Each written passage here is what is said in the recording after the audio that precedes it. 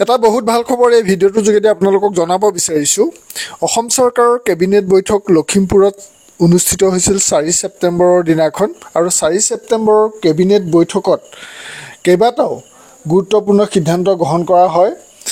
তাৰে মূলতঃ মই ইয়াতে মুখ্যমন্ত্ৰী ডাঙৰীয়াই নিজে ঘোষণা কৰা গুৰুত্বপূৰ্ণ সিদ্ধান্ত দুটা জনাব বিচাৰিছোঁ। আৰু ৰাজ্যিক কৰ্মচাৰীৰ বাবে যি বৰ্ধিত বীমা কভাৰেজ সেই সম্পৰ্কত মুখ্যমন্ত্ৰী ডাঙৰীয়াই কি কৈছে সেই কথাখিনি আপোনালোকক পোনপটীয়াকৈ শুনাম। সকলো অসম চৰকাৰৰ ৰাজ্যিক কৰ্মচাৰীৰ কাৰণে এইটো খুবেই ভাল খবৰ।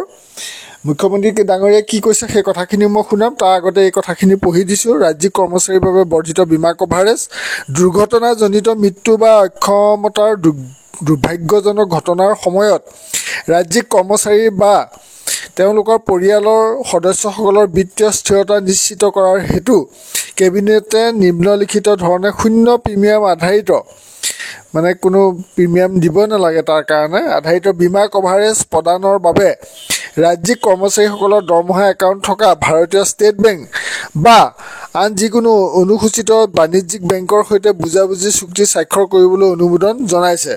এতিয়া দুৰ্ঘটনাজনিত মৃত্যুৰ ক্ষেত্ৰত 1 কোটি টকা, স্থায়ী বিকলাংগতাৰ ক্ষেত্ৰত 1 কোটি টকা, আংশিক বিকলাংগতাৰ ক্ষেত্ৰত 80 লাখ টকা আৰু সেৱাকালত যিকোনো ৰোগত মৃত্যুৰ ক্ষেত্ৰত 10 লাখ টকা। গতিকে কৰ্মচাৰীজনে ৰাজ্য চৰকাৰৰ কৰ্মচাৰীজনে যদি দুৰ্ঘটনাত মৃত্যু হয় তেতিয়াহ'লে 1 কোটি টকা সাহায্য পাব পৰিয়ালে। আৰু যদি স্থায়ী বিকলাংগতা হয় তেতিয়াহ'লেও 1 কোটি পাব আৰু আংশিক বিকলাংগ হ'লে 80 লাখ পাব। আৰু কিবা অসুখত যদি ছাৰ্ভিচ পিৰিয়ডত যদি মৃত্যু হয় তেতিয়া 10 লাখ টকা পাব। এইটো এটা ৰাজ্য চৰকাৰৰ কৰ্মচাৰীসকলৰ কাৰণে বহুত এটা ভাল খবৰ। এই বীমা কভাৰেজ ৰাজ্যিক কৰ্মচাৰীসকলে বিদ্যমান নিয়মীয়া লাভালাভৰ উপঞ্চি হিচাপে লাভ কৰিব। এতিয়া মই আপোনালোকক শুনাই দিম মুখ্যমন্ত্ৰী ডাঙৰীয়াই এই সম্পৰ্কে কি বুলি কৈছে। আজি আমাৰ কেবিনেটত ৰাজ্য চৰকাৰৰ কৰ্মচাৰীসকলৰ বাবে এটা বৃহৎ সিদ্ধান্ত লোৱা হয়। আমাৰ ৰাজ্য চৰকাৰৰ বহুত কৰ্মচাৰী বিভিন্ন সময়ত দুৰ্ঘটনাত পতিত হয়। দুৰ্ঘটনাত পতিত হ'লে তেওঁলোক বিভিন্ন সময়ত নিহত হয় আৰু পাৰ্মানেণ্ট ডিজেবিলিটি হয়। আৰু পাৰ্মানেণ্ট ডিজেবিলিটিৰ লগত কেতিয়াবা পাৰ্চিয়েল ডিজেবিলিটিও হয়। তাৰমানে এটা হ'ল ডেথ, এক্সিডেণ্টেল ডেথ, দুৰ্ঘটনাজনিত মৃত্যু। দুৰ্ঘটনা বুলি কওঁতে ৰোড এক্সিডেণ্টৰ পৰা, ফায়াৰ আউটব্ৰেকৰ পৰা, বানপানীৰ পৰা গোটেইখিনিক দুৰ্ঘটনা বুলি ধৰা হয়। আৰু তেওঁলোকৰ পাৰ্মানেণ্ট ডিজেবিলিটিও হয়, পাৰ্চিয়েল ডিজেবিলিটিও হয়।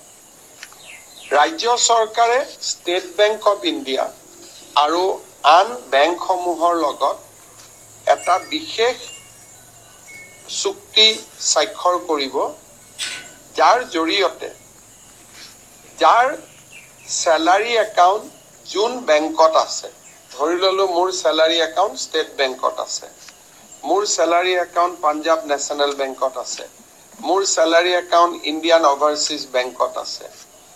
যি বেংকত চেলাৰী একাউণ্ট থাকে তেওঁলোকে আমাৰ লগত হোৱা চুক্তি অনুসৰি ৰাজ্য চৰকাৰৰ কোনোবা কৰ্মচাৰী দুৰ্ঘটনাত নিহত হ'লে 1 কোটি টকা পৰিয়াললৈ তেওঁলোকে ইঞ্চুৰেঞ্চ প্ৰিমিয়াম হিচাপে আগবঢ়াব। যদি পাৰ্মানেণ্ট ডিজেবিলিটি হয়, টোটেল ডিজেবিলিটি, তেতিয়াহ'লেও 1 কোটি টকা তেওঁলোকক আগবঢ়াব। আৰু যদি পাৰ্চিয়েল ডিজেবিলিটি হয় তেতিয়াহ'লে 80 লাখ টকা আগবঢ়াব। এইটো এটা আমাৰ ৰাজ্য চৰকাৰৰ কৰ্মচাৰীৰ কাৰণে এটা বৃহৎ সকাহ হ'ব যে যিকোনো এক্সিডেণ্ট, বানপানীৰ সময়ত চৰকাৰী কাম কৰোঁতে, আৰক্ষীয়ে সন্ত্ৰাসবাদীৰ বিৰুদ্ধে যুঁজোতে এই ধৰণৰ ঘটনা প্ৰবাহত পৰিয়ালটোৱে নিহত হ'লে 1 কোটি টকা লাভ কৰিব আৰু পাৰ্মানেণ্ট ডিজেবিলিটি হ'লে 1 কোটি টকাই পাব, পাৰ্চিয়েল ডিজেবিলিটি হ'লে 80 লাখ টকা পাব। আৰু যদি বেমাৰত মৃত্যুবৰণ কৰে, চৰকাৰে দিয়া গোটেই সা সুবিধাবিলাকৰ উপৰিও এই এগ্ৰিমেণ্টৰ জৰিয়তে বেংকটোৰ পৰাও তেওঁলোকে 10 লাখ টকা অতিৰিক্তকৈ পাব। তাৰমানে life insurance coverage additional 10 lakh, accident insurance coverage 1 কোটি আৰু পাৰ্চিয়েল ডিজেবিলিটি হ'লে 80 লাখ টকা। এইটো আমাৰ ৰাজ্য চৰকাৰৰ কৰ্মচাৰীসকলৰ ভগৱানে নকৰক, কিন্তু যদি কেতিয়াবা তেওঁলোকৰ খুব এনেকুৱা ধৰণৰ পৰিৱেশ হয়, তেতিয়াহ'লে ই এটা ডাঙৰ ছিকিউৰিটি ছিষ্টেম হিচাপে পৰিয়ালটোৰ ওচৰত কাম কৰিব। এইখিনিৰ পৰিৱৰ্তেও চৰকাৰে যি সুবিধা আজিলৈকে আগবঢ়াই আহিছে এইখিনি চলি থাকিব। এইখিনি অতিৰিক্ত সুবিধা আমি দিছোঁ, কিন্তু এজন চৰকাৰী কৰ্মচাৰী মৰিলে ফেমিলিটোৱে 60 বছৰ বয়সলৈকে পেঞ্চন পায়, GPF যিবিলাক পায়ে থাকিব। এইখিনি হ'ল তেওঁলোকলৈকে আমি আগবঢ়োৱা এটা অতিৰিক্ত সুবিধা।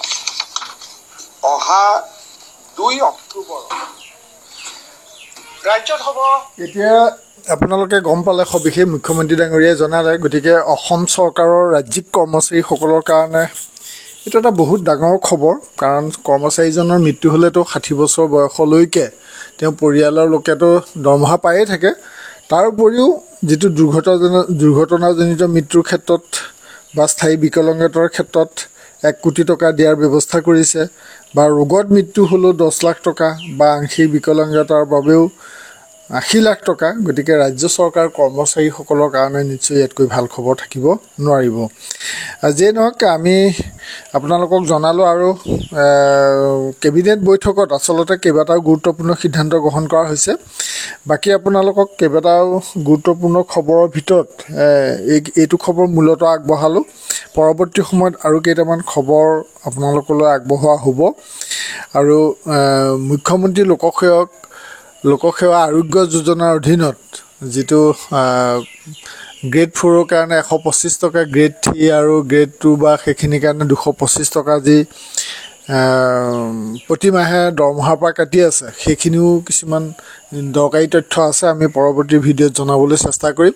প্ৰতি মাহতে ৰাজ্য চৰকাৰ কৰ্মচাৰীসকলৰ পৰা মুখ্যমন্ত্ৰী লোকসেৱা আৰোগ্য যোজনাৰ অধীনত এই পইচাখিনি কাটি থকা হয়। তাৰ কাৰণে ৰোগাক্ৰান্ত হ'লে সেই পৰিয়ালটোৱে তেওঁলোকে DDOৰ পৰা পইচা পোৱাৰ ব্যৱস্থা আছে। কেনেধৰণে পইচা পাব পাৰে, কি কৰিব লাগিব, আমি পৰৱৰ্তী ভিডিঅ'ত আপোনালোকক জনাবলৈ চেষ্টা কৰিম। আজিৰ ভিডিঅ'টো মূল কথাখিনি মানে, আৰু শেহতীয়া বা বাতৰিৰ বাবে আপোনালোকে ইউটিউবত চাই থাকিব কুমাৰ বসন্ত আছাম। ধন্যবাদ।